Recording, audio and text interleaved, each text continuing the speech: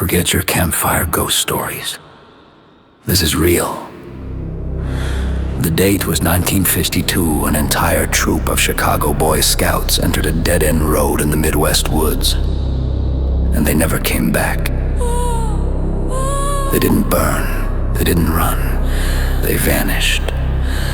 But they left behind their lanterns and their laughter. Today, that isolated stretch of cracked asphalt is known only as Boy Scout Lane. And it is a magnet for terrifying phenomena that defy explanation. Visitors to this dead-end path are often confronted by the impossible. Flickering lights, the phantom lanterns of the missing troop, dancing deep in the woods where no houses exist. Then there are the shapes others report spotting small, shadowy figures darting between the trees, always just at the edge of the peripheral vision. A glimpse of movement, a fleeting shape, a constant unnerving feeling that you are being watched by boys who have been lost for half a century. Tonight, we investigate the terrifying true story, or terrifying legend, of the Vanishing Chicago Boy Scouts. The story, like most urban legends, has many versions, but they all center on a single, tragic journey. The setting is usually the early 1950s, a troop of young Boy Scouts, all hailing from the bustling, organized streets of Chicago, left the city for a simple weekend camping trip. They were excited, nervous, trading stories about the wilderness they were about to enter. Their destination, a remote, quiet patch of woods far from civilization. Leading them was their Scoutmaster. In some accounts, he was a respected man who simply lost his way in the darkness. In others, he was a disturbed individual whose patience with the boys finally snapped under the pressure of the isolated environment. Regardless of the Scoutmaster's mind, the outcome was disastrous. The events that unfolded on that first night are terrifyingly vague. The most popular version claims that the Scoutmaster, driven mad, turned violently on the troop. He stalked the boys in the darkness, extinguishing their lives one by one, before disappearing himself without a trace. Another claims it was a terrible accident, that the bus or wagon carrying the troop caught fire, and the Scoutmaster left them trapped inside, consumed by the flames as he watched from the tree line. But the most chilling, and the one that truly names the road, suggests the boys simply walked into the woods and were instantly lost forever.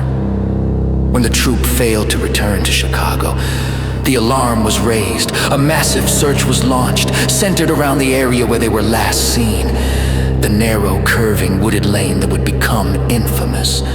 Search parties found the abandoned campsite. Everything was in order. The neatly stacked firewood, the extinguished fire pit, the abandoned packs. Everything was normal, except for one thing. The boys were gone. There was no sign of struggle, no blood, and no footprints leading away from the cleared campsite and into the dense woods.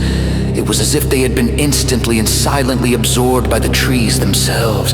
Day after day, the search continued. The only things ever found were small, personal items, a Boy Scout neckerchief tied high on a lonely branch, a single tarnished merit badge dropped by the roadside, and, most famously, one of the boys' lanterns left hanging in the middle of the road, still dimly lit.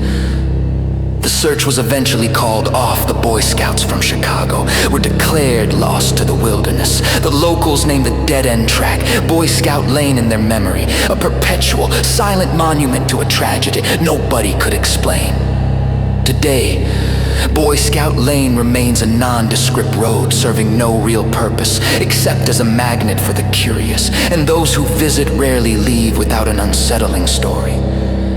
The electrical disturbances are common. Visitors report their car engines stalling inexplicably right before the road's end, or their headlights flickering and dying, plunging the vehicle into absolute, suffocating darkness. You're left alone, surrounded by the woods that consume the troop. And in that darkness, you might see the dancing lights, those ethereal lanterns, always just out of reach. They draw your eye deeper into the woods, tempting you to step out of the car and investigate. But the legend warns against it. because the phenomena are often accompanied by the road's most famous and most terrifying signature, the laughter. It begins faintly, the high-pitched giggle of young boys, sometimes overlapping, sometimes sounding like they are standing right behind your car's window. It is the sound of innocence and play, horrifyingly out of place in the grim silence of the empty road. The laughter is the final, cruel signature of the place, the residual energy of boys whose lives were violently cut short. They are still playing their last game, a sinister, eternal game of hide and seek.